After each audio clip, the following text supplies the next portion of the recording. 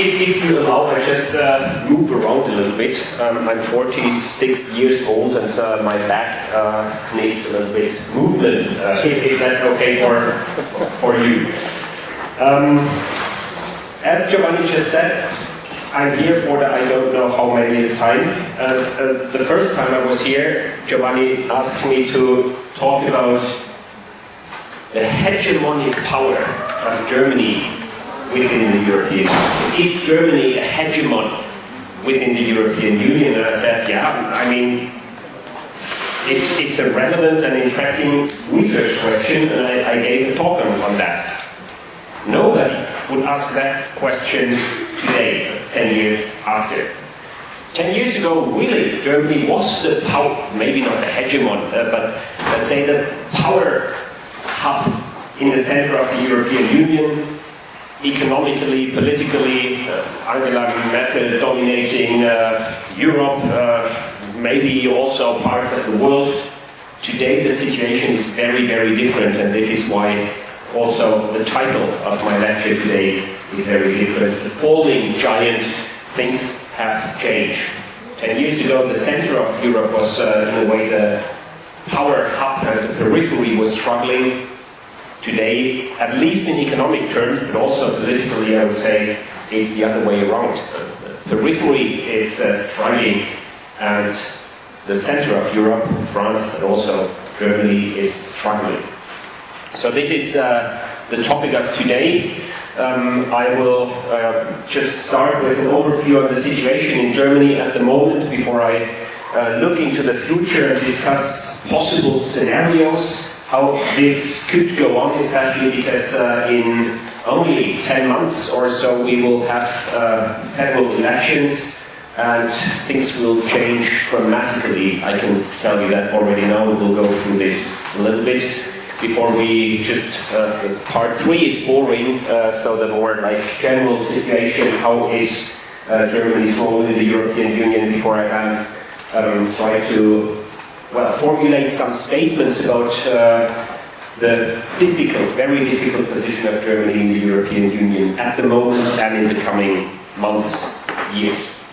And then I hope we still have time for discussion, because the more we discuss, the more interesting it gets.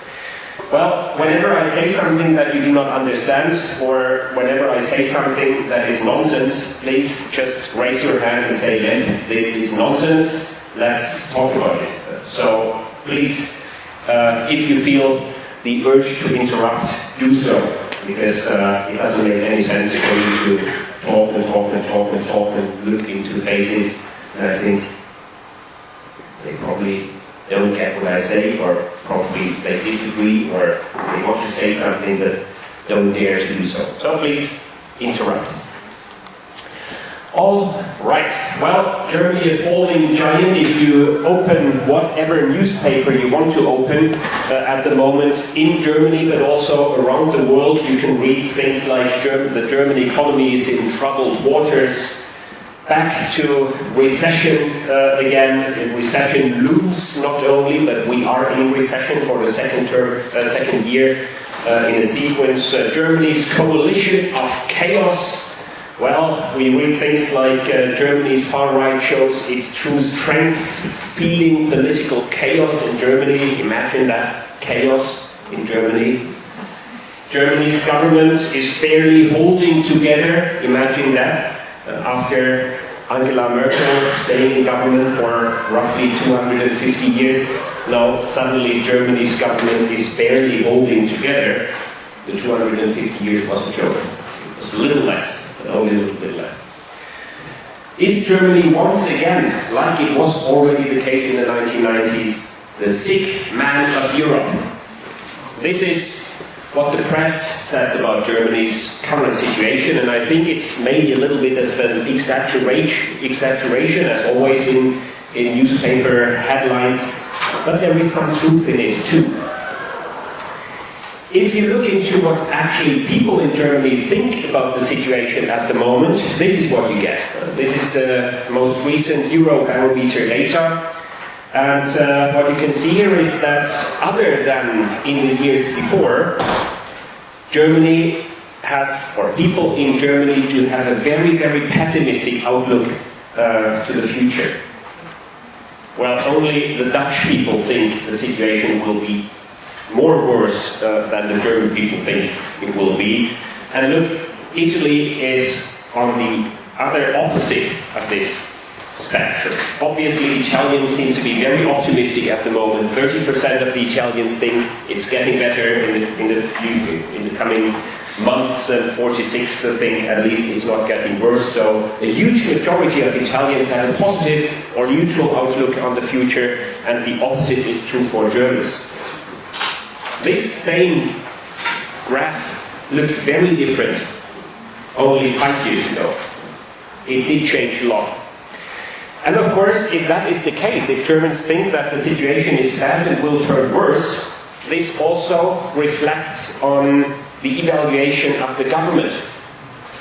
These are the most important politicians in Germany at the moment. Maybe you know this one here, Olaf Scholz. He's the chancellor, so the head of government in Germany.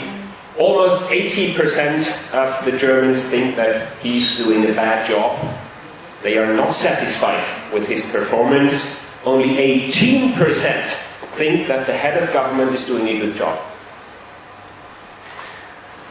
Similar data for the two coalition partners, Robert Habeck, the head of the Green Party, and Christian Lindner, the head of the Liberal Party. These three parties, the Social Democrats, the Liberals, and the Greens, are forming the government at the moment, and they have also similarly negative ratings.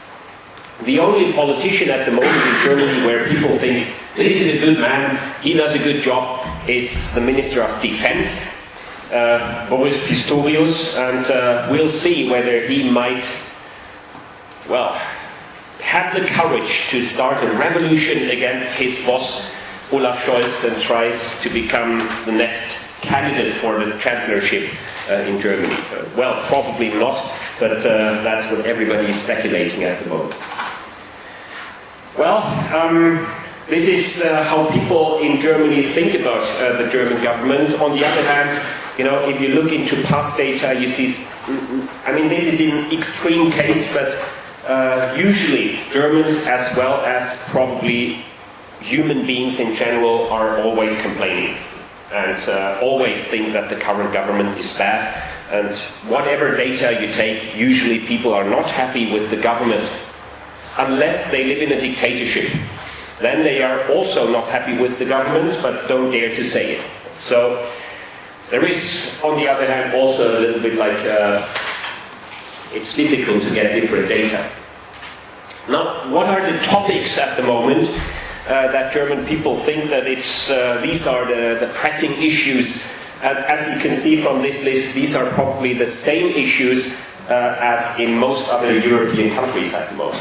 It is mainly nowadays about immigration. This has also changed. In 2015 it was about immigration as well, but in the meantime other topics seem to be more important. Climate change especially. Climate change is still on the list, but other topics have moved upwards in this list. It's about immigration and managing the situation of hundreds of thousands, millions of refugees that are coming into Germany. I will show you the data later on. Of course, it is about the war in Ukraine and Russia and the position of Germany in that situation and the support of the German government for the Ukrainians financially, but also weapons-wise. And of course, it is also about the economic situation, which is bad.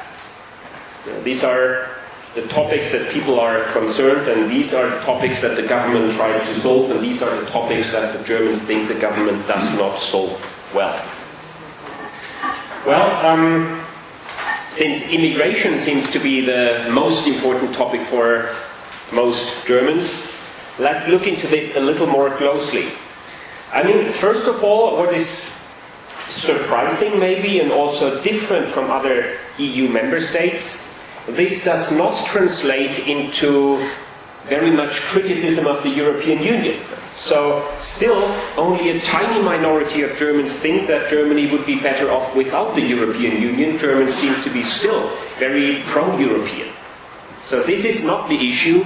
This is different also from other EU member states. It has historic reasons. We can go into this later on a little bit. But if you look at the first three statements, the German state cares more about refugees than about Germans themselves. In Germany, you cannot say anything bad about foreigners because then you are labeled a racist.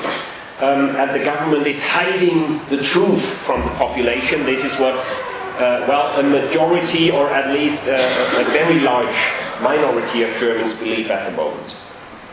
Maybe this is similar in other countries as well, but this is definitely new for Germany. Well, now what are overall the political issues that we have in Germany at the moment?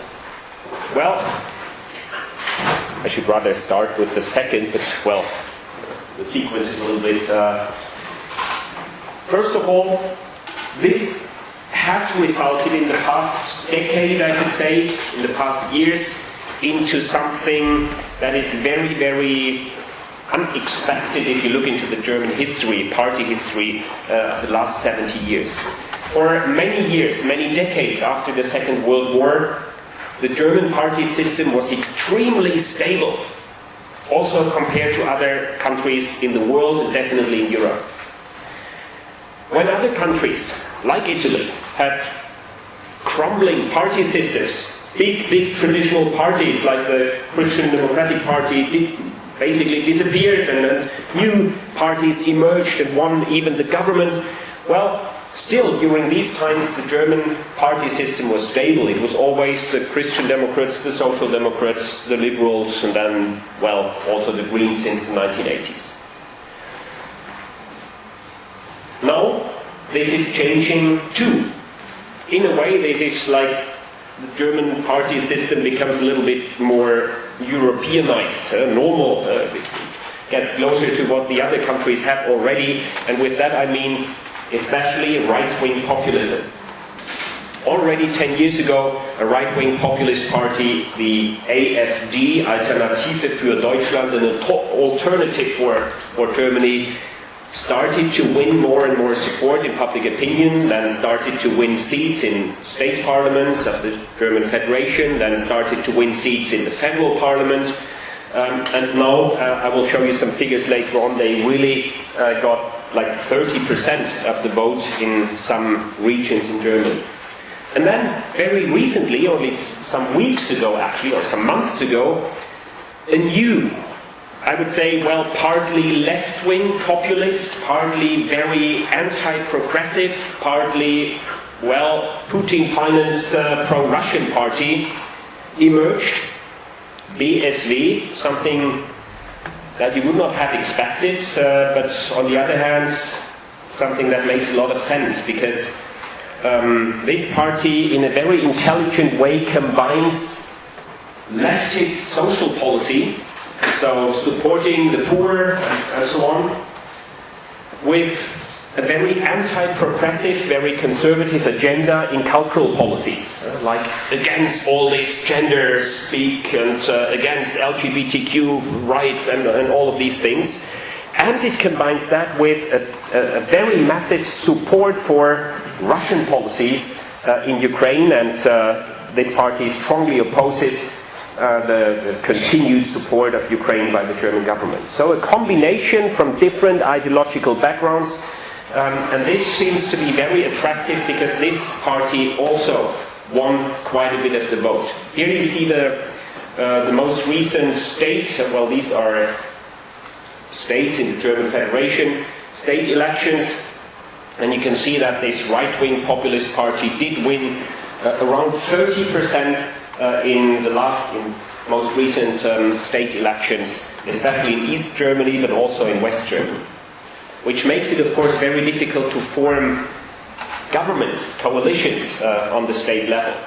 And this new party, founded less than a year ago, already won, well, 15% or so in the European elections, It won 15% or so in the last state elections, and it will even be most likely in the governments of these three Länder, the states of the German Federation, very soon. So, if such a party, anti-progressive but leftist on the social policy dimension, pro-Russia on an international dimension, it forms coalitions with the Conservative Party even, and the Social Democrats, because simply the right-wing populists are so strong that without this new populist party, it's impossible to form a government. Then this is what I mean when I say the party system has changed dramatically, which is unexpected in a way for Germany. Secondly, migration. Well, I can show you the numbers, and migration, yes, it is a topic. I mean, hundreds of thousands of migrants coming into Germany, and that's the net balance only in every year since many years. Some people therefore say this is the biggest problem we have in Germany. Some others say, no, this is the solution, because another big problem of Germany is, of course, the democratic situation. Germans are, like the Italians, don't get children. Which means that the net democratic effect is about 500,000 people less every year. So, in a way, migration is the solution to this problem, of course, because somebody has to pay the pensions. So it's a question of already normatively judging on migration if you frame it as a problem or whether you frame it as a solution for a problem.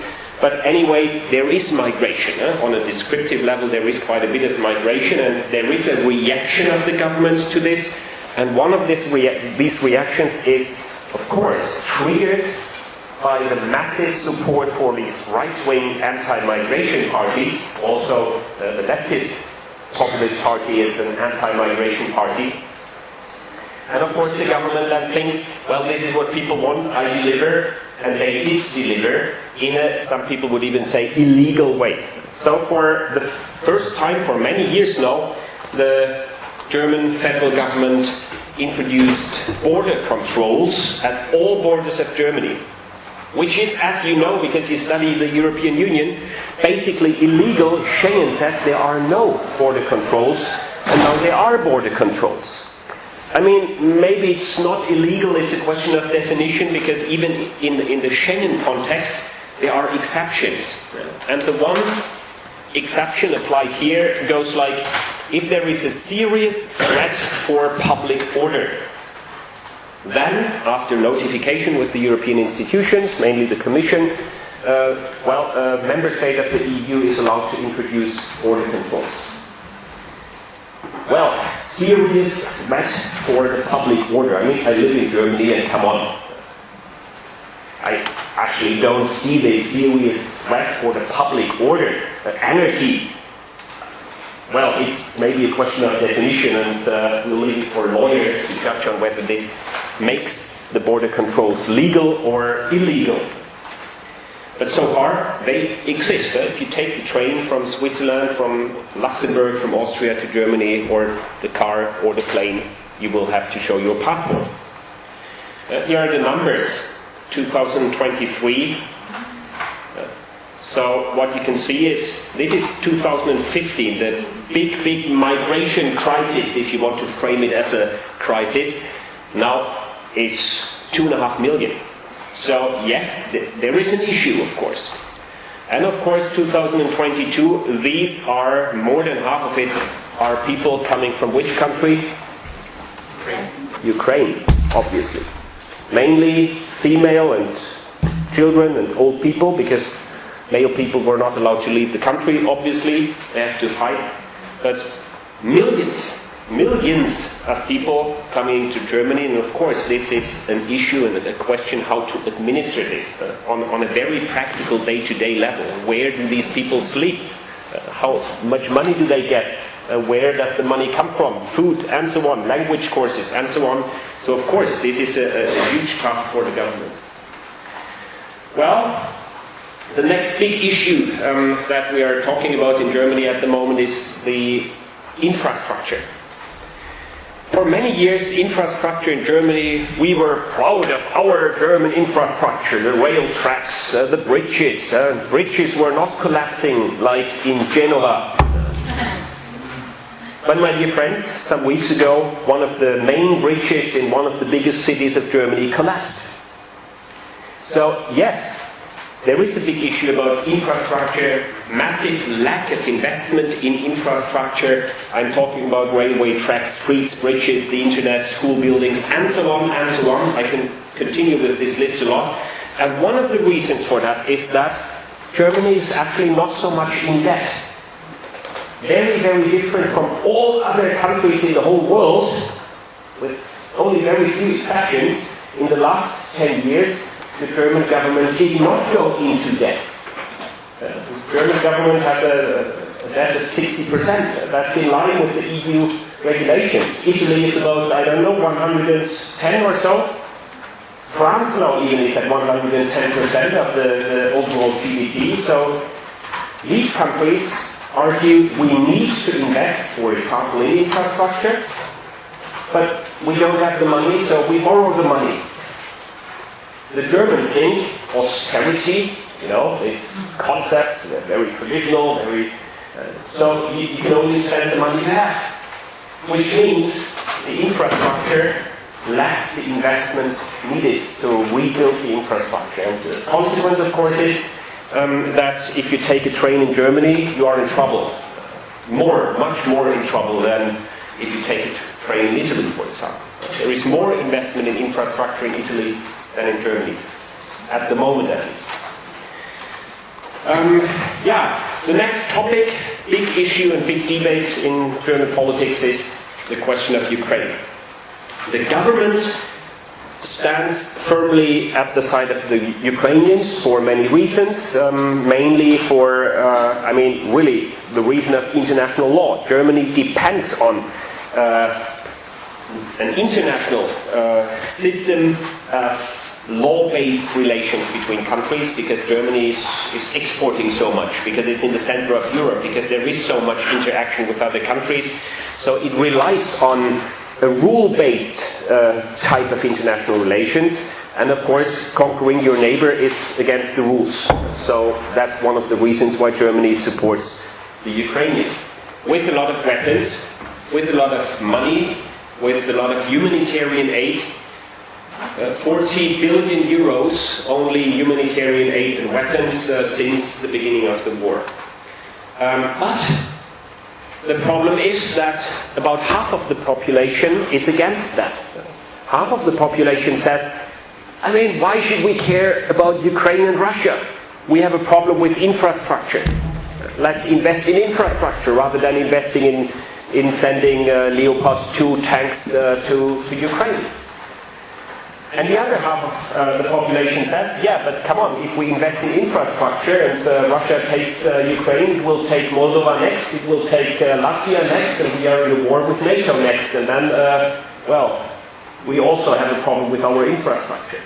So, difficult debate, different opinions, and this is especially relevant because Germany is the second most important, supporter of Ukraine in weapons and also overall. This is EU as such. The European Union is supporting Ukraine heavily in financial respect, but in terms of weapons, after the US, Germany comes second. This is precisely why Germans very closely follow the presidential elections in the United States of America. Because what they fear is, and I share this here, that if Donald Trump will be the next president of the US, this will be less. So here, this must be more, or Russia takes over. That's of course why most Germans hope for Kamala Harris, because of the weapons issue and maybe also other issues that, that's economically the big thing. Now if you see that 40 billion that are not invested in infrastructure but in Ukraine, if you see that, and here you can see that there is a majority of Germans, the dark blue means no, we should not send weapons to the Ukraine. We should stop the support of the Ukrainian government with weapons. This is what 51% of the German population believe. And only a minority of 38% say we should continue with this support. And this, of course, is contrasting the actual government policies at the moment. And this may also explain partly the decrease in support for the German government at the moment. The fifth topic, of course, is all the economic issues that I just mentioned. So here only quickly, but this is really dramatic for many people.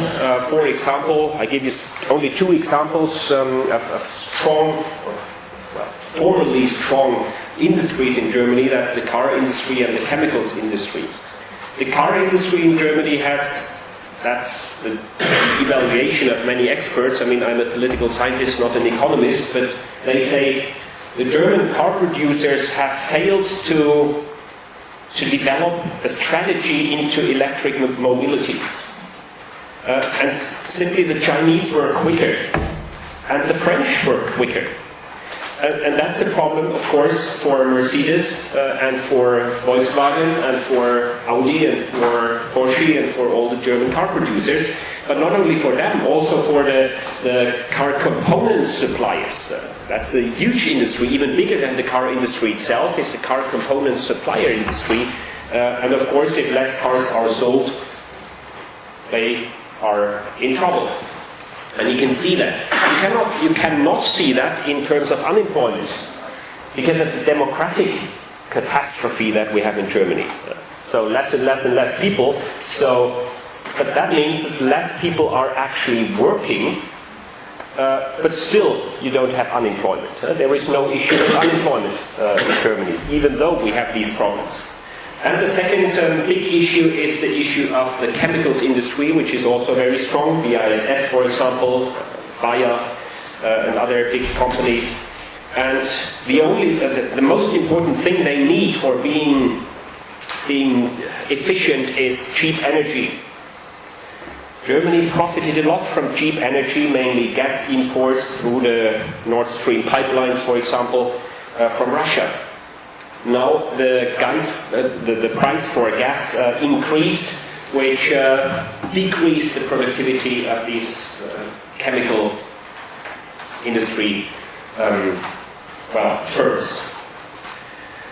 The result of all of this can be seen on this slide here. So in both 2023 and most likely, if not something dramatic happens, most likely also 2024, Germany is in recession. Also other than other EU member states. It's one of the lowest economic performances among all the EU member states in 2023 and probably also in 2024. And of course, people are hoping that it's getting better, but this is forecast. This is not reality. Still, I mean, a falling giant. In a way, you could argue, well, still, it is a giant. I mean, it's the third biggest economy in the world. The German economy still, after 2 years of recession, is much bigger than the Brazilian and the Russian economy combined. So, in a way, it is still economic superpower, but the tendency is as it is, 2 years of recession. And the last of these topics, current debates and issues in Germany, is the energy transition. So I realized that even in the English language world, increasingly people are using the German word Energiewende, energy transition, which means that renewables are increasingly replacing and should increasingly replace gas and oil and coal, of course. And in Germany, that's the specific thing about Germany, also nuclear energy. This actually is a huge success.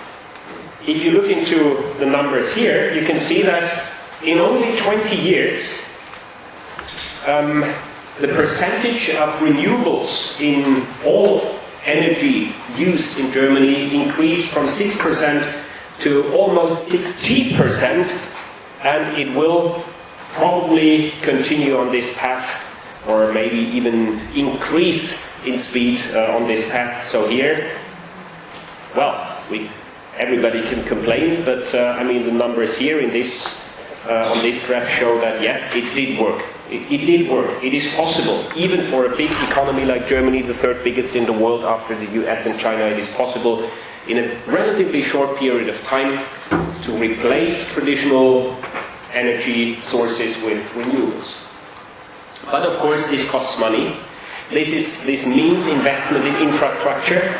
It of course means also a changing behavior of private people, how you heat your house, how you drive your car, when you take warm showers, all of these issues. And this also means it's not only an energy transition, it's also necessarily a transition of lifestyle. And this is what some people like and some other people don't, which explains again, at least partly, why people are not happy with the government at the moment. So, where does this lead to? It will lead in 10 months to an entirely altered situation in the German parliament, first of all. There will be elections soon, 1 year, less than 1 year, and on the right-hand side of these bars you see the current situation resulting from the last election, and on the left-hand side you see public opinion that shows how probably the outcome of the next election will be. And what you can see is that all parties that form the government at the moment, the Social Democrats, the Greens and the Liberals, will lose massively in support, whereas the Christian Democratic Union, which is Angela Merkel's centrist, moderately conservative party, will win. The right-wing populist party will win massively, and also this, well, if you want to call it left-wing populist or, I don't know, anti-migration and pro-Russian party will also win most likely about 7-point-something% of the vote. The Liberals will even be kicked out of the parliament. The Socialists, the traditional leftist party, will be kicked out of the parliament, which means that in the end it will be very difficult for definitely, most likely I would say, things can change and I don't know the future, but my forecast would be that Olaf Scholz won't be the next chancellor. And he will be most likely replaced by somebody from the Christian Democratic Union, because whatever coalition options you can think of, it's always with the CDU, the Conservative Party. Which means that this party will be the one that has the chancellor. And then of course the question is, who is that person? And we know it already. It's this one here. It's very likely, and if you allow, I would bet one bottle of wonderful Ruke, vino from the region here. This is my bet. I think Friedrich Merz will be the next chancellor of Germany, because Olaf Scholz is so unpopular, and even the three parties, one will be kicked out of the parliament most likely, the Greens will lose, and his own party will lose massively. So Friedrich Merz will probably be the next chancellor of the European Union, maybe not, but of Germany most likely. We have 4 candidates for the chancellorship. Those will be probably the 4 biggest parties in the parliament. Robert Habeck, he's the vice chancellor at the moment and the leader of the Green, well, not the leader of the party, but the candidate of this party for chancellorship. And Alice Weidel is the leader of the right-wing populist party. So who is Friedrich Merz, the probably next Chancellor of Germany? He was born in 1955, he has 3 children, he leads the Christian Democratic Union only for 2 years now. Of course, during the time when Angela Merkel dominated German politics, but also this party, he was a little bit like a competitor of her. They disagreed in many respects, because Angela Merkel was more centrist on the left side of this party, whereas Friedrich Merz is a little bit more on the conservative edge of the political party. So he actually left politics after a while and went working for BlackRock, which is a financial investment firm. And he was even leading BlackRock Europe for many years. So he's in investment and financing. His political positions can be described as deregulation, privatization, economy orientation, and conservatism. Just before the lecture, I talked to your two Argentinian colleagues. Maybe not, he wouldn't go as far as Mr. Millet probably, but a little bit into this direction. Yeah, we will see. And he's very consistent in his political points of view. Actually, this is what he said 20 years ago, and this is what he says today. And he already is nominated as a candidate for this party. So remember him, Google him, probably an important politician for world politics too in the future. Now I have to check the time. What's the time? 45 minutes left. Okay, wonderful. Then I may continue for 20 minutes or so, and then we have 20 minutes of a discussion if you want to. Well, this lecture is not only about Germany, it's about how Germany is positioned within the European Union, and as you have seen already by talking about Germany, you cannot talk about a member state without talking about the European Union, of course. Because, and you learned that all in your bachelor degrees, in your master classes, member states of the European Union are, of course, part of the European Union. But still, let's focus a little bit in first more general terms on the position of Germany in the European Union generally, and then maybe a little bit more interestingly in how this will might develop. You all know the political system of the European Union, right? I don't go into these institutions here. You've learned Parliament, Council, European Council, Commission, and so on. So, of course, one interesting question could be, how is Germany positioned in these institutions? And what we can see here is that, let's start with the Council, because it's for me the most interesting of these institutions. I did my PhD on the Council some decades ago already, so things changed here as well. But those of you who studied the history of these institutions a little bit, they know that before 2014 or 2017, a different voting system was applied in the Council of the European Union based on quota. It was the qualified majority voting system where countries, member states had a certain amount of votes. And this was perceived as very unfair because it was always a debate in the intergovernmental conferences. Why should France has whatever 22 and Italy only 21, and what's the rationale behind it? You probably know the rationale behind it. The rationale behind it is the principle of degressive proportionality, somehow compromise between the principle of sovereignty, one state, one vote, and the principle of democracy, basically, one person, one vote. And here this qualified majority voting system was kind of the compromise. This is still a little bit complicated also to communicate to the people of Europe, so they have changed that in the Treaty of Lisbon, after the Treaty of Lisbon.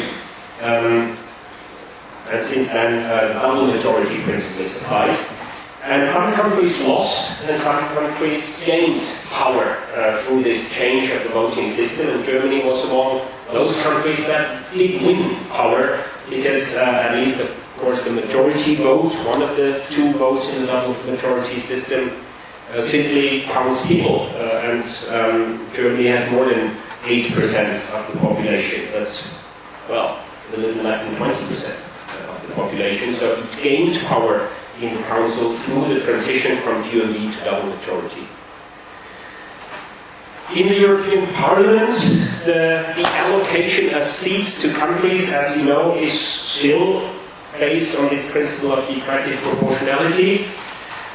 Also, it changed a little bit after Brexit, because some of the seats of the British were allocated among the remaining member states, and some of the seats were left open for Montenegro, Albania, and eventually maybe also Bosnia and Serbia, so on. Maybe even Kosovo, maybe Ukraine. So there need to be places in the seats in the European Parliament for newcomers. So currently the situation is as it is. Germany has about 13% of the seats in the European Parliament. It's the biggest country here as well. But Italy comes close, and also France with 11%. So looking at the difference in population, this of course is not proportional, but it's based on this principle of degressive proportionality. Some years ago, most of the parliamentary groups in the European Parliament were actually led by Germans. Socialists, for example, the Greens, for example. Nowadays, only the European People's Party, which is the center-right party, is headed by a German, Manfred Weber, already for many years now. He once wanted to become the Commission President. He even won the most votes, but then they said, sorry, no, we don't take you. We take Ursula. Remember that? Also, maybe it was a debate also here in questioning or that was one of the arguments against the democratic nature of the European Union. Manfred Weber still is leading the European People's Party and supports Ursula von der Leyen's role as the Commission President. Well, in the EU administration, Germany is and has been for many decades now underrepresented in staff. There is even a policy in the German government to push more Germans into the administrative units of all the institutions in the European Union, but all of these attempts fail, and actually Germany is underrepresented among EU staff. The Belgians are massively overrepresented. Any idea why that could be the case? Why are there so many people from Belgium working in EU institutions? Because it's in Belgium. French, why so many French? Because it's close to France and also in Strasbourg many French. So sometimes this is not like the evil intention, sometimes it is a result of geography. Or these people earn all the same money. So for somebody who comes from Bulgaria, this is a super perfect salary. For somebody from Germany, maybe okay. So this might also explain part of it. But still, it is underrepresented. Also, the institutions actually led by Germans. Some years ago it was 3, now it is only left Werner Hoyer, who is the boss of the European Investment Bank. Well, of course, the European Commission is headed by Ursula von der Leyen. She is the president of the European Commission, just recently re-elected with the votes of the European People's Party, the Centre-Right Party, the Liberals, the Social Democrats, and the Greens. Here you see how many different parties from how many different ideological backgrounds you need in order to get a majority in the European Parliament. Because in the last election this spring, also here on the European level, right-wing populists did win quite a bit of the vote. And the big discussion was in the last election whether Ursula von der Leyen will form her coalition, re-electing her. Before it was based only on the People's Party, the Liberal Party, and the Social Democrats. She needed somebody new, and the question was, would she go for the Greens, who also lost votes in the last election, or would they go for the right-wing populists? Asking Giorgia Meloni, could you please tell your people in the Parliament to support me? That was an interesting debate, but she finally found support from the Greens. Yeah, this is the rather boring, I would say, general situation of Germany in the institutions. But of course, it's not only in the institutions, it's about many other topics. You can say it's about GDP, about 20% of the EU's GDP is from Germany, about 16% of the population, only 12% of the territory, 18% of the people in the European Union do speak German as the mother language. Spending on defense is second after France, and it pays for 21% of the EU's budget. That's the shares. Let's now look a little bit, only one slide on history, then I leave you with history and move on with the future rather. But still, what explains the foreign policy or the EU policy of many German governments from different ideological backgrounds, and especially in Germany, this is shaped by historic, let's say, factors, maybe even more so compared to other EU member states. So, of course, number one is the legacy of World War II, and also the legacy of totalitarianism or totalitarianisms, because also, at least in the initial phase of the GDR, East Germany, also we had a totalitarian dictatorship actually in East Germany, or maybe until the end, depending on how you define totalitarianism. But this experience of totalitarianism and of the World War and of the Holocaust and all of this led to a situation that just after the war, when Germany was founded, or the two Germanys were founded in 1949, the European integration process that started already by then in its earliest stages, and then with the foundation of the coal and steel community in the early 1950s, this was perceived not only by the political elite in Germany, but also by the people as a possibility to regain its status as a sovereign country in the world. Because, of course, after Adolf Hitler and the Holocaust, this was an issue, as many other countries didn't like Germany to simply become a normal country again, like all the others, and the European integration path was a possibility for the German government to let's say, become a normal sovereign state embedded in this context of the European Union. So, other than in other countries where the feeling of the people very often is the EU takes away sovereignty from our national sovereignty, the Germans had a different approach. They realized historically, okay, the EU was a possibility to gain sovereignty again after not even existing as a country from 45 to 49. So that's really different, which might also explain the significant differences in the outlook of the Germans on the EU compared to other countries. Second historic, let's say, of course, factor also resulting from totalitarianism and aggressive expansionism of the Nazis is the self-definition of Germany as a Zivilmacht, a civilian power. German governments were always very reluctant in going into war. And for the first time after the Second World War, I simply continue talking. For the first time, for many decades after the Second World War, German soldiers didn't go to other countries and make war. They didn't even support the United Nations peace towards or peacekeeping missions, because it was unimaginable to think of a German soldier in another country after the Second World War. So, yes, they did have an army, but this army was established only in the 1950s, and it was, seen as something bad to go to war and also to support other countries with weapons. On the other hand, I mean, the German weapon industry was re-established quickly after the Second World War, and Germany became one of the largest suppliers of weapons for other conflicts, where then other people had to die, but not the Germans themselves. Okay, well, simply continue. I know the slides, so no problem.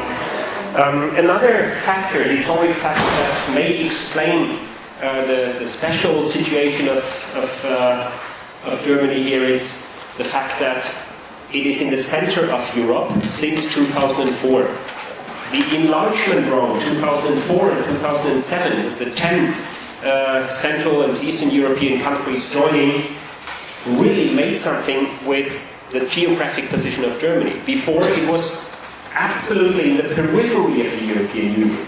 And the center of the European Union was France, which also meant the usual language spoken in the EU institutions was rather French than English, and definitely not German.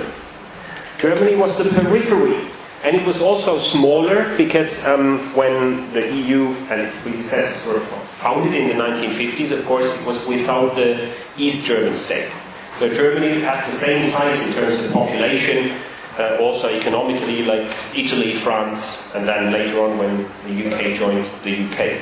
But then it became bigger, the largest country, economically, population-wise, and it moved from the periphery into the center of the European Union, which made a lot with the political situation, but also, of course, with the economic situation, infrastructure, and so on, and so on. So this also triggered an economic boost in the European Union, in Germany, which meant that the perception of Germans was the EU is something good for us. Because even though in the budget, if you only look into the budget, Germany pays a little more than it receives, maybe, budget-wise, overall the economic effect is huge. Germany has an export-oriented economy. It profits, of course, from a liberal perspective on trade. And the European Union is, in that respect, super liberal, because it abolished all tariffs. It tried to abolish all non-tariff trade barriers. And of course, this was primarily good for the export-oriented economies in Europe, which is Germany and the Netherlands and some others. So also here, the perception is the EU is also economically something we profit from. And also this explains probably the difference in support for the European Union. Now we may or may not solve the problem of the slide so that you can follow also visually what I say, but maybe. Any questions so far? Then move on to the last part. Any comments, questions? Yes, please. Is like I am thinking from Do you want to use it? No. No? Okay.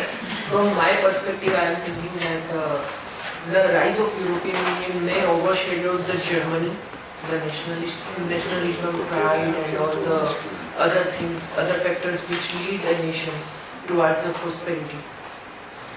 Well, from a German perspective, people would disagree with what you say, because the idea that national pride is what keeps the country together. National pride is something that brings the country forward. If you overdo it with national pride, you end up in World War II. This is the learning the Germans had. So, I mean, for many years it was flags, German flags were absent in Germany. This changed in the last 10 years slightly, but the whole issue of nationalism, national pride and national symbols and flags and all of this has, of course, due to the history of Germany, a very different perception among Germans. So Germans would disagree, and they were at least in the 50s, 60s, 70s, 80s, 90s, 2000s. They were very happy to have the European Union because then they had something to identify with.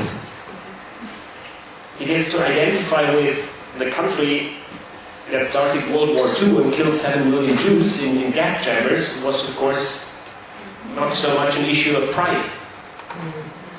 So also in identities, and you can still see this in Eurobarometer data today, that the number of people who identify with the European Union only, or at least partly, is higher than the same percentage in other countries, with one exception, and that is Belgium again. Why that? Why do Belgians feel so European? Anybody from Belgium here? Brussels institutions. No. Belgium is a federation. It consists of very complicated territory-wise. It consists of 3 parts: City of Brussels, Wallonie in the south, where people speak French, and Flanders in the north. And about 80% of all Belgians say they don't identify with Belgium. This is something they identify with the regional level very much, and with the European level quite a bit. So this is a special case. But, well, Germany is also a special case because of these high levels of identification with the EU. No, but the comment is like, maybe I put it in a wrong sentence, but is Union, like European Union, overshadowing? We went like, in the beginning, the integration was positive. But maybe in the future, European Union overshadowing the nations of Europe. What do you mean by overshadowing? Becoming the dominant to decide. Yeah, of course, the European Union, the European integration process, as you have learned probably, is a process in which sovereignty is transferred to a certain degree from the national level to the supranational level. So if you just want to say, yes, also in the case of Germany, Germany loses sovereignty by handing it over to the European Union, then of course, yes, I mean, this is the case. Look at the elections in the Council.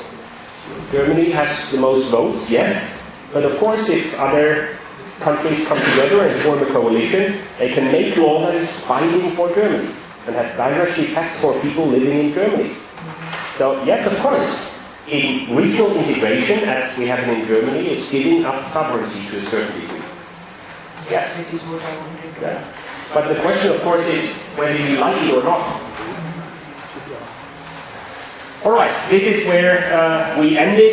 This is where we went through the historic, well, I skipped the long history of federalism, and let me move on to the last part with some statements. And yes, I'm a researcher, and yes, I do read about these things and sometimes even collect data, but my dear friends, I cannot see the future, so it is really open for discussion. And these are hypotheses. Let's go through them a little bit.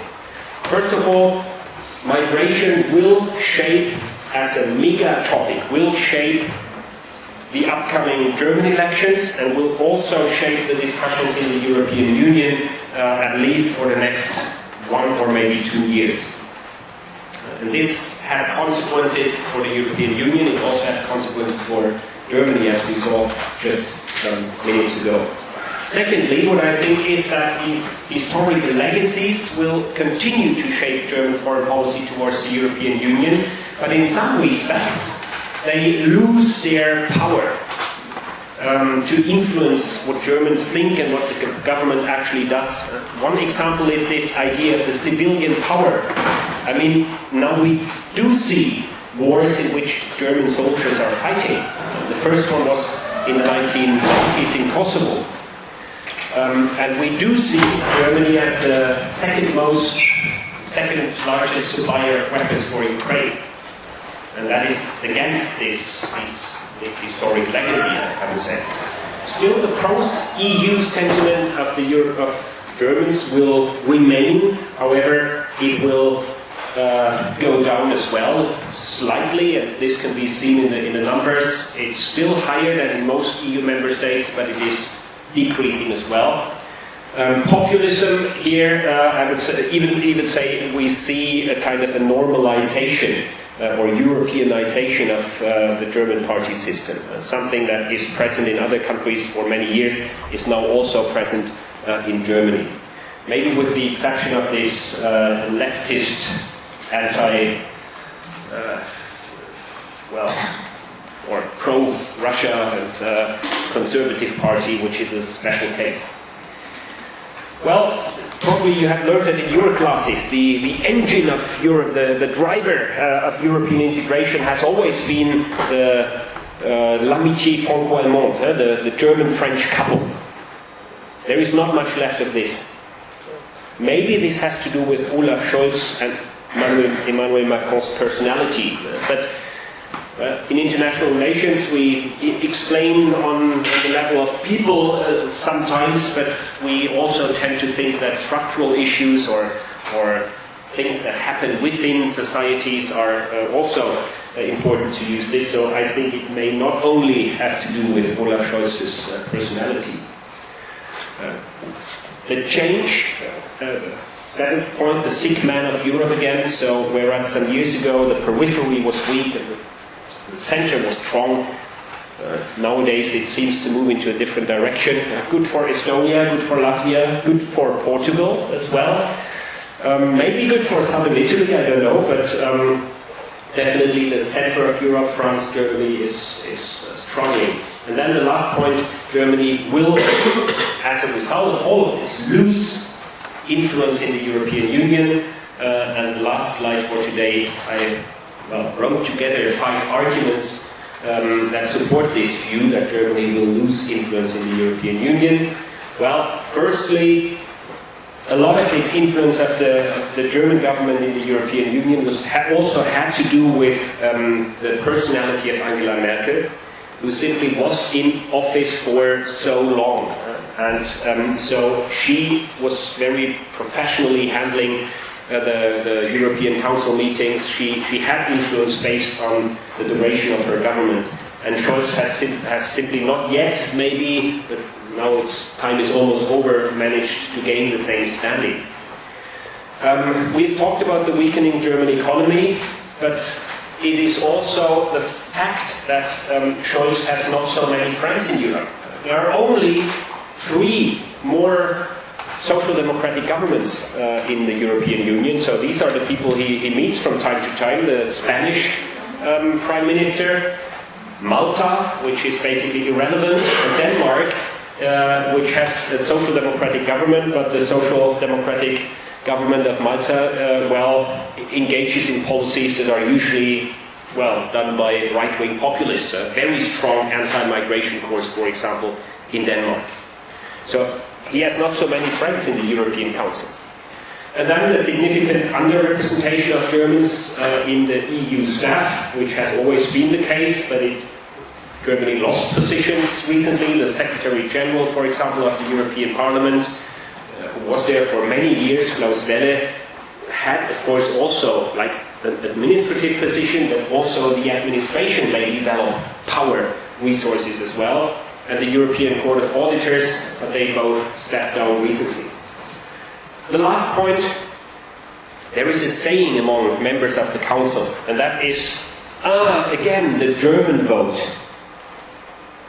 German vote in Brussels at the moment means abstention. Why that? Because very often, and significantly more often than before, Germany abstains in the Council. Because simply, the German government brings together 3 very different parties, the Greens, the Liberals and the Social Democrats. And they very often cannot come to terms and, define their position. And in such a situation, the coalition treaty actually says we have to abstain, which is why Germany very often abstains in the Council, which means that it really loses power, because it's no longer the one organizing majorities in the Council. I mean, I exaggerate maybe a little bit. It still organizes majorities often, but less so than before. The German vote. Some of you will travel to Brussels soon, I heard, to the institutions were there. That could be one of the questions, whether this meets the perceptions of the people you speak there in the Council, if you go to the Council. My dear friends, thanks for listening, and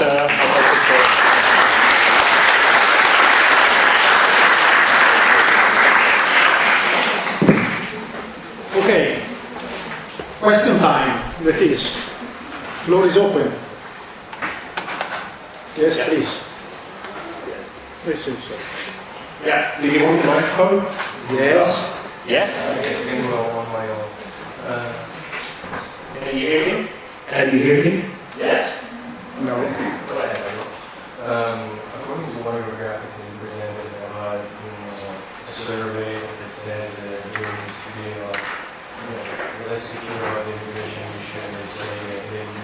said more rights. Well, do you remember, clearly remember the episode where there was this refugee that knocked down some right-wingers that were in the streets. After the kind of episode, I think it really reinforced the narrative, right? Yeah, absolutely. I mean, there were several incidents like this. Migrant refugees knifing, hurting people in the street with knives. These things happened actually. On the other hand, the number of attacks with knives decreased massively in the last decades.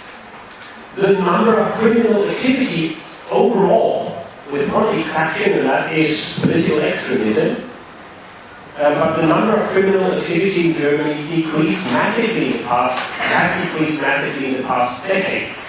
So the answer is here, yes, these things happened, and these things were massively present in social media, also in normal media, and yes, I agree, I think this has had an impact on people's opinions on these issues, whether migrants are a problem or not. But on the other hand, if you simply look at the data, facts, the tendency goes in a very different direction. Germany is now a much safer place than 10 years ago, and a much safer place than 30 years ago. So, this is, maybe some of you have studied sociology. There is the Thomas theory. Have you heard of the Thomas theory? People act on the basis of their beliefs. And it doesn't matter whether these beliefs are true or false. They simply act based on what they think is true. And these actions then have, again, consequences in the real world. So, the famous example, the two Thomases used when they made this theory with the toilet paper panic in Detroit in the 1950s. There was a rumor in Detroit, that there was a shortage of toilet paper. There was no shortage of toilet paper. There was enough toilet paper was there. But of course, there was this rumor, and people went to the supermarkets and bought toilet paper. And if everybody does so and takes 200 rolls, what do you get out of this? A shortage of toilet paper. I think this case is a little bit similar. I mean, we have less and less problems with violent criminality in Germany for many years, and it could continue. But people don't see that. People think it's getting worse and worse and worse. And if somebody wears a beard that looks a little bit like Arab, then probably this person has a knife and is a danger. If this is your perception, then you act on the basis of this perception, and it doesn't matter at all whether this is true or not. But you will vote for a right-wing populist anti-immigration party, which will have the consequence. So maybe this is a little bit like the Thomas theory. I don't know, but on the other hand, yes, of course, I would agree it's not an easy thing to integrate 2.5 million people within a year. 2.5 million people from different countries who don't speak German, who have never worked in Germany, who have not work permit, and of course, this is difficult, absolutely. Yes, please. So I know it's kind of a delicate topic. Delicate topics are good topics. Since we discussed historic legacies, especially in Germany, how much does these historical legacies influence Germany's attitude towards the recent war between Palestine and Israel, and as well in the EU general attitude? How does this position of Germany? Well, it does influence, of course, the position of Germany with regard to Israel and the war in Gaza and also Israel and Lebanon and the whole region.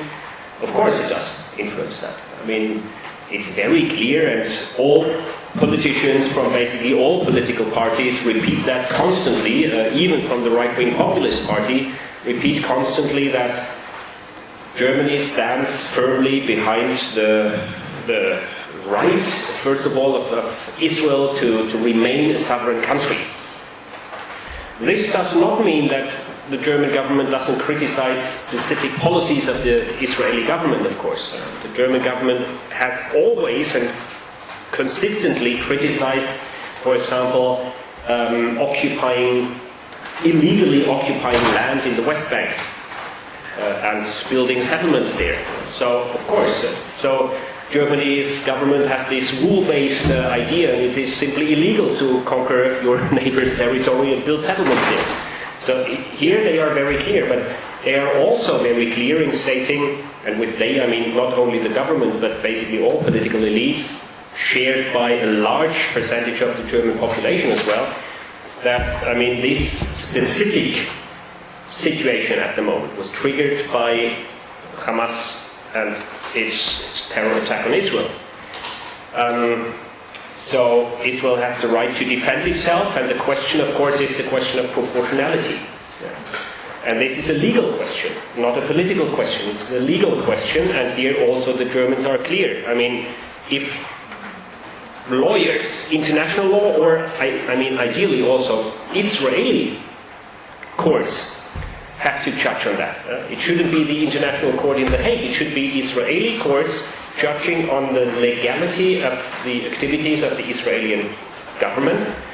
And if they fail to do so, only then international law may play a role. But still, I mean, Israel, if you compare let's say the power share between the judicial branch of the government in Israel with the other branches of government in Israel, with the separation of powers that you have in Hamas Gaza or even in Lebanon, still, I mean, also I personally think that we will see. Of course, court cases take time, and it may well be that the Israelis overdo it, which means they act illegally because they go too massively into civilian areas and so on. But this is not something I can decide. This is a legal question. Politically, Germany stands behind Israel, I would say. And why, of course, we don't have to talk about it. It has historic reasons, and there is no doubt about that. And other countries are different. When we look around the European Union, we see other governments who have a very different position on that. And Spain recognized Palestine as a sovereign state, for example, which is, by the way, something the German government is thinking about as well, because this is not in contradiction to supporting Israel, of course. Could theoretically be no problem, but now, of course, things are difficult. And I definitely think that the German foreign minister and the prime minister of Israel, I mean, there were several occasions in the last year in which they clashed and even yelled at each other, which is, they don't share the same policies. Yes, there was one more here somewhere? No? And go ahead. Do you think that this unconditional support nowadays from the German government to the Israeli government will have some consequences in the elections in Germany? Actually, this is not so much of an issue in the, well, it's not really, the campaigns didn't start yet, but it's not so much, I mean, it is an issue in some very small, let's say, it's the same in Germany as it is here in Italy, I guess. If you go to universities where you have leftist students who vote for leftist parties, you see a lot of flags where it says Free Palestine. You see the same in Germany. So here you have these debates. In political science classes in my university, I have these debates. But in the overall numbers in the German population is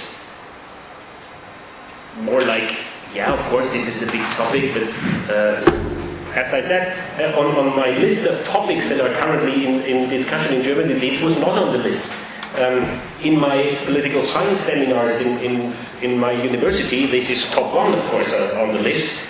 But how many students of sociology and political science do you have in Germany or Italy? Or this is not something of major importance for many people. I mean, yes, in many countries in the European Union, we have in our university, we teach our classes all in English. We have people from 125 countries on our campus. And many people from Palestine, many people from Israel, many people from all over the world. You can imagine that this topic is, of course, the topic that most people discuss all the time at the moment. The boss of the student representation in our university, Sharon Spivak, you can read about her in the newspapers. She has a German and Israeli citizenship, and she's Jewish, and she works for Jewish organizations. And there was a big issue because also anti-Semitism was very strongly present, and for the university it was difficult to separate between what is anti-Semitism and what is like a legitimate call for proportionality in Israeli policies. And sometimes the dividing line is difficult to draw. Yeah, but among the German population and for the upcoming elections, I think this won't be a big debate. Yes, please. Do you think that the new government standing out for the election maybe a bit more conservative than the one there is now, but more politically unionized, could maybe reverse a bit this decline in popularity and reach that Germany has never? Yeah, the most likely outcome is that there will be a coalition between the Christian Democratic Union and the Green Party, or between the Christian Democratic Union and the Social Democratic Party. So, yes, it will be easier, because it's only 2 and not 3. And it will be, ideological differences between the Green Party and the Conservative Party are there, quite many. But the Green Party has moved a little bit away from the left side into the center of the political spectrum recently. So I think the next government will have less German votes in the council, definitely. Because, today why is that so? Why is there so much infight in the German government? One reason is that the liberals see the public opinion polls, and they see that they will be out of government, and they will be out of parliament, and they will lose all their jobs. So if you are in this situation, you get desperate, and then you try to, be provocative, because that increases your support in the population and so on, and this explains part of this infight. Which means that I personally am very pessimistic that this current government will unite in a way until the next election. This is done. Unfortunately, because it means another year lost. And whether the next one is better or worse depends on your opinion, of course, because it will probably be a little bit less social democratic. Yes, please. Going back to the point about Israeli-Pakistan conflict, I was wondering how the support of German on Israel is changing or not changing or increasing in general the perception of German in the European Union in general. I don't know exactly. I understand your question. So your idea is that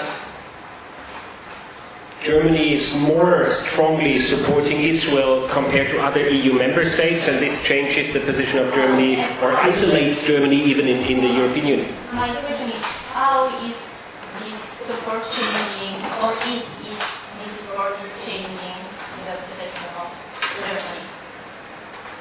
Yeah, good question, but I don't know. Probably, that's speculation, but probably many people around the world who perceive Germany as a supporter of Israel think that, yes, of course, that's what must be so because of the history. I think that this is nothing that somebody is surprised about. Yeah, I even think that the way how the German government is talking about the Israeli policies towards Lebanon now is different from the past, because in the past the German government never, well, it was very, very rare moments in history that the German government publicly criticized the Israeli government. And now it does. Now it does. This has changed. Yeah, but nobody is surprised about this. I mean, and this is the consequence of the history. Yes. I wanted to know, like, we discussed that Germany's seat right now and maybe declining, but according to your perception, like, what policies and drastic measures Germany should take to recover from sickness and regain the dominance in the region again? Yeah, I mean, now you're asking for my personal opinion, probably. I think, personally, but others may disagree, but I personally think that the biggest problem in Germany is climate change. I think this should be taken more seriously. Because I think that also migration is partly a consequence of climate change. And taking this biggest of all problems not seriously means that we won't have many problems in the future left, because we have a different problem. But this is my personal opinion. So I think climate change and massive investment in infrastructure, this is where I try, well, on the domestic policy level, where I try to figure which party shall I vote for. Parties that support investment in infrastructure, rail tracks, parties that do something about climate change, these will be the parties that get my vote. But that's my personal opinion, again. And on the foreign policy level, of course, I share the view, I think probably with most of you, that a rule-based international system is better for all. And this implies sanctions for those who act against the rules. And you know what is written in the first article of the United Nations Charter. It says, a little bit in other words, but don't conquer your neighbor. So countries who conquer their neighbor, they do something against the core idea of international rule-based order. So sanctioning them and supporting the others makes a lot of sense to me. This is not only the case in Russia and Ukraine. I mean, it was always also the case of other powerful countries. Also the United States of America conquered other countries without the explicit go from the United Nations Security Council. I'm talking about Iraq, for example. Or Kosovo is another complicated issue. So it's not always only the Russians. But it is support. I would vote for a party that has a rule-based international environment. Makes a lot of sense because it costs less money and it costs less lives of people. You had a question as well. 1, 2. Yes, please. Yes. 46, but I still can hear. Okay, you said that the majority of the people are not satisfied with the rulers and the politicians. The only section is for the defense minister. And do you think it is motivated by favoring the security domestic or perhaps the relationship? Yeah, it has two. I think it has two reasons. One is Pistorius. He can give good speeches. He doesn't wear ties, but always these shirts, and like Barack Obama loves to put them like this, the sleeves. And he has this language that is understood among people, and he is the defense minister, which is a very important position at the moment. And before him, there was another defense minister, and she was very bad in her public performance, or she was also perceived as somebody who does a bad job. and that he was kicked out of office actually, and he came. And suddenly people thought, okay, no, in the times of war and danger, of course, the securitization topic all over makes this position more important. And if you have somebody who can then speak to people, then this might explain his popularity. However,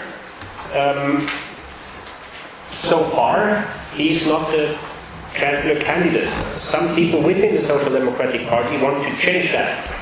But that means being very loyal against your boss. That means kicking out your chancellor. That means that's very dangerous. They did it in the US, I know, and we'll see whether it helps or not, the Democratic Party there. So far, I don't see it in Germany.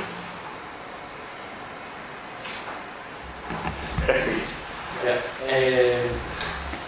I want to know if you could give us a glance of what is the position of Germany regarding the common security strategy that the European Union must follow in the future, regarding that there are separate ways now with the US, who is more into China now, and now there is a leadership that must be taken.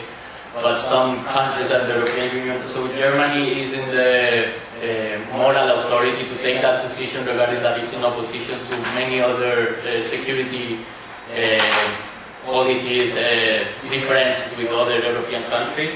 And also regarding, for example, is the okay Germany will taking a European army, for example? Yeah, a very relevant question, of course. I mean, Germany always has supported the very tiny steps towards the final goal of the European army. PESCO, for example, Germany was one of the drivers behind PESCO. Increased, cooperation in the field of procurement and things like this. So Germany supports that. On the level of the details, it's always complicated because procurement always means whether the tanks come from France or from Germany.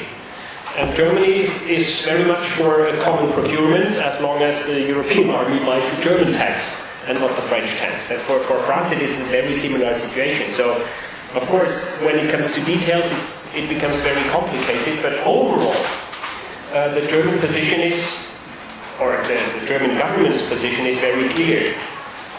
The situation that we had for 50 years in the past, Germany doesn't have to invest a lot in security because the Americans will help us in the worst case.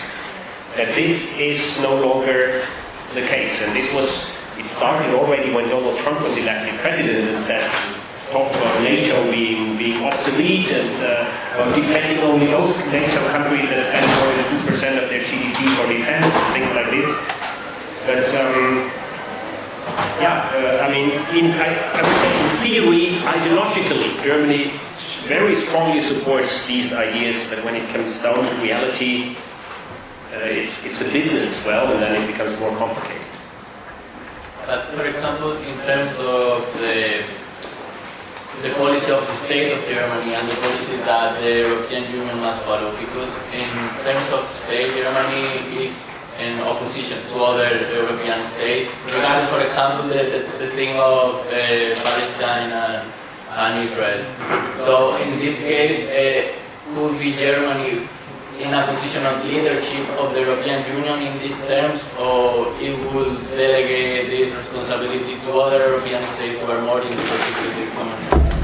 I mean, Emmanuel Macron tried to be in the leadership position in that respect several times with his speeches in universities and so on. He said, well, we need to unite in the field of security, defense, procurement and so on, even more than today. Today there is a little bit, not much.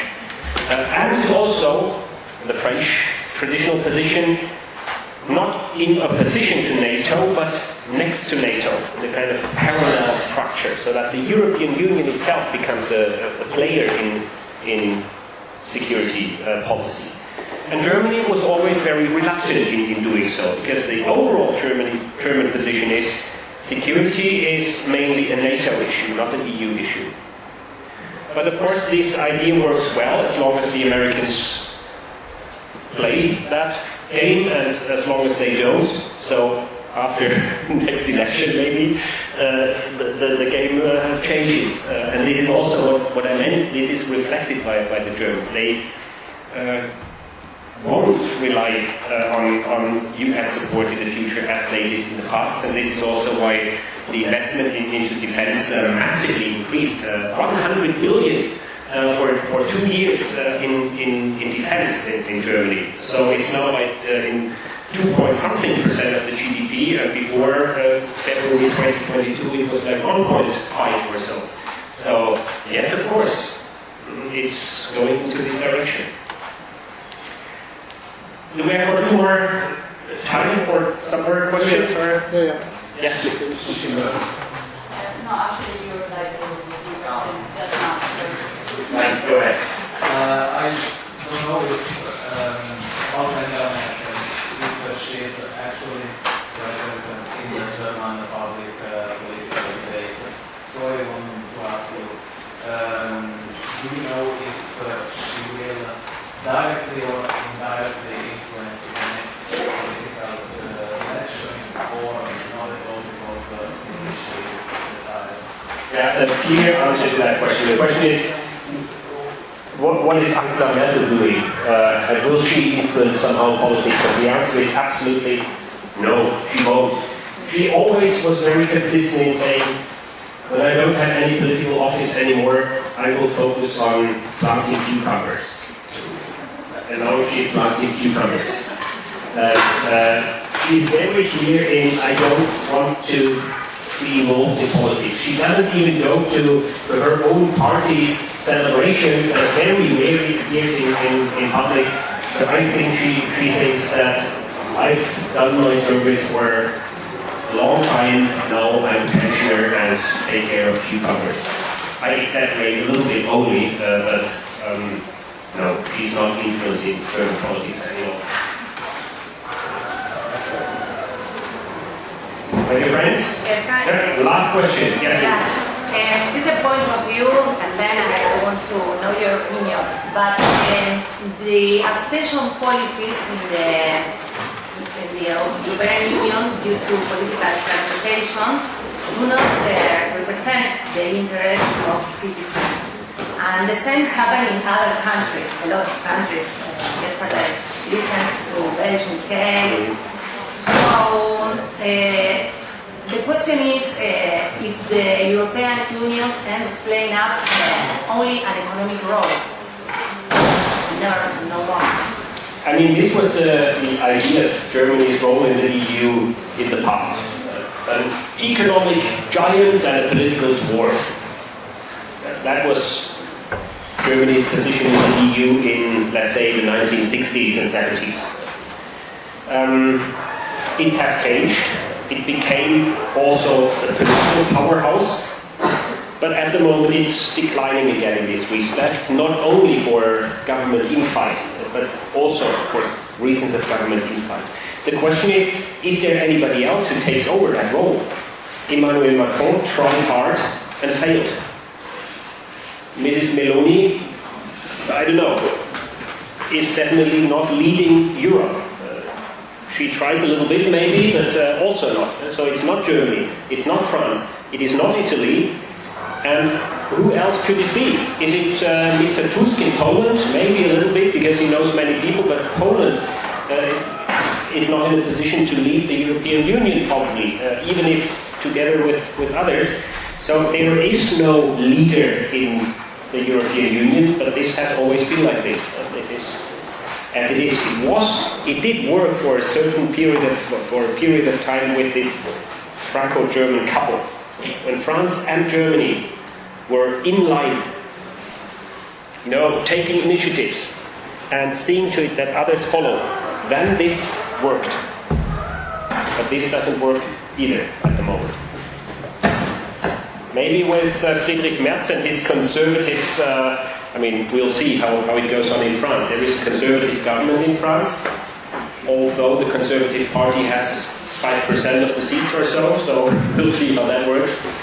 Yeah, very good question. It's a problem. It is a problem, maybe, yeah. Absolutely. Yeah, we are over time, I guess. Dear friend, thank you very much.